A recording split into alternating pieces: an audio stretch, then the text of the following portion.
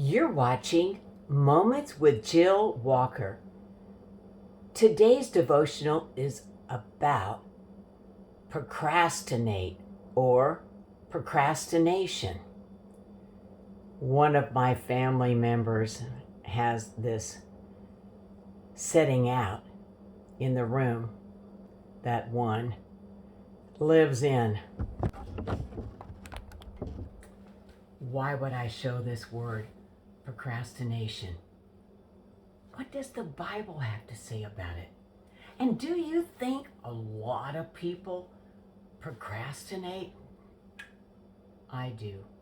A lot of people have missed the mark, you could say, and the goals of their life because they procrastinate. They have good intentions. They say to themselves, today I'm going to do, and then they possibly have a mental list or even write down a list. Hey, that's a good idea to write down a list, isn't it? That's a good idea the night before to think about what one needs to do. Do you want to know something about myself? The things that I don't like to do, I do them right away to get it over with. I can't stand to procrastinate. I really can't. I'm somewhat of a perfectionist, I guess you could say. Somewhat, all right. But I don't like to procrastinate because in my mind I'm thinking about it, and by the time I'm wasting my time thinking about it, I could have had it done. So a long time ago, probably as a teenager, I just decided I'm just gonna do it. I'm just gonna do it, especially in my early adult years. I'm going to do it, and I'm going to keep the commitment that I've told somebody that I would do for them. The Bible says in 1 Corinthians 14:40, let all things be done decently and in order. In order. In order. A lot of times when a person procrastinates, things are out of order. And they may even say, that bothers me. But that procrastinating spirit just keeps kicking it down the road, you could say. Ephesians 5:16 tells us to redeem the time because the days are evil. You see, we don't know from one day to the next what that day holds in store. We all know that. But why don't we get something done today and not keep procrastinating it? Because if we wait till another day, something else may take its place and it never gets done. Proverbs 27:1 goes like this: boast not thyself of tomorrow, for thou knowest not what a day may bring forth. That's what I was saying, isn't it? Proverbs also chapter 12 verse 24 says, the hand of the diligent shall bear rule, but the slothful shall be under tribute. What is that saying?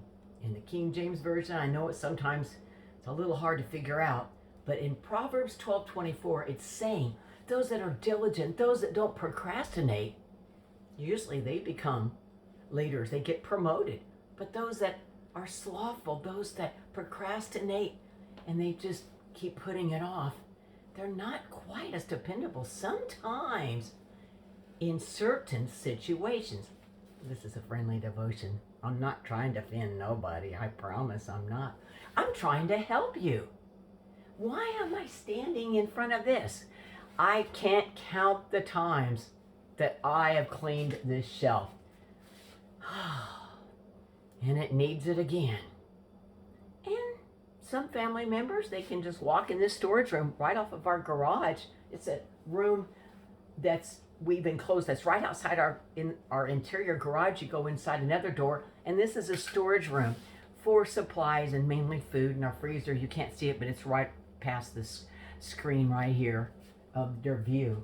But as you can tell by looking at it, showing you probably the worst room in the house, it needs organized. Now grant you, I've done it before. And I have another door right here you can't see, but I'll show you part of the door. And inside this room is another storage. We have a lot of hiding places. The grandkids just love it when grandma plays hide and seek with them. I get in the most obscure places and they just love it. But I clean clean that too. But if you live with someone else besides yourself, you're going to find a mess. And sometimes you may be the only one that will clean it. Grant you this, I have a wonderful husband, but he still works and he's got a full plate himself. And my other daughter, oldest one, works, and then the other one's in school. Well, and I work in the ministry out of my home. I'm pretty busy too. But it takes somebody to say, I'm going to quit procrastinating and I'm going to organize this. Guess who it's going to be? Me. But the attitude has a lot to do with it, because once you do organize it, and it looks great, doesn't it bring a smile to your face and in your heart? Real true leaders and successful people are people that don't really procrastinate. If they do, it's very seldom.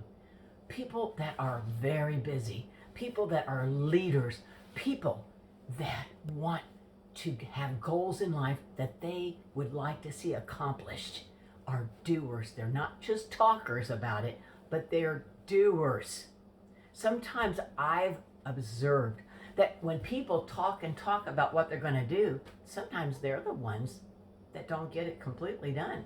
But sometimes it's the people that are just thinking about it, and then they get it done, and it's over with. They don't have to make a big fanfare about it. They don't have to even complain about it. They just step up and they do it. It says in Proverbs 13:4, the soul of the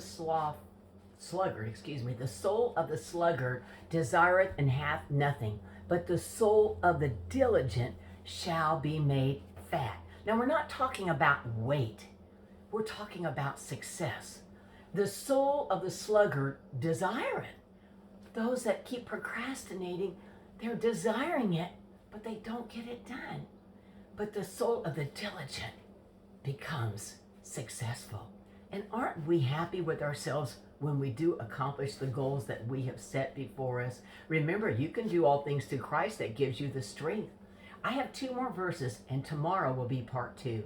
But Proverbs chapter 20, verse 4 says, the sluggard will not plow by reason of the cold. Therefore shall he beg in harvest and have nothing. I'm reading my notes, all right? He'll beg in harvest and have nothing because he hasn't planned ahead. And finally, you've heard of this verse in James 4, verse 17. Therefore to him that knoweth to do good and doeth it not, to him it is sin. If you know what you're supposed to do, especially if God is telling it to you and leading you in that way, but you keep procrastinating, it could be a sin. That's what the Bible says. Well, as I'm holding it up one more time, I know it's backwards to you. I had it forwards earlier, but I don't feel like turning it around, the camera around. But procrastinate. When I first saw this family member bring it in my house, I thought, why would that one bring this in the house? I'm like, opposite of that. But then today I'm glad I have it in the house so I can bring it on Moments with Jill Walker. I hope this is ministered to you today, and I want to clean this shelf very soon. Very soon. Doesn't it make you feel good when you don't procrastinate and you accomplish the goals that God has set before you? You've been watching Moments with Jill Walker. God bless you today.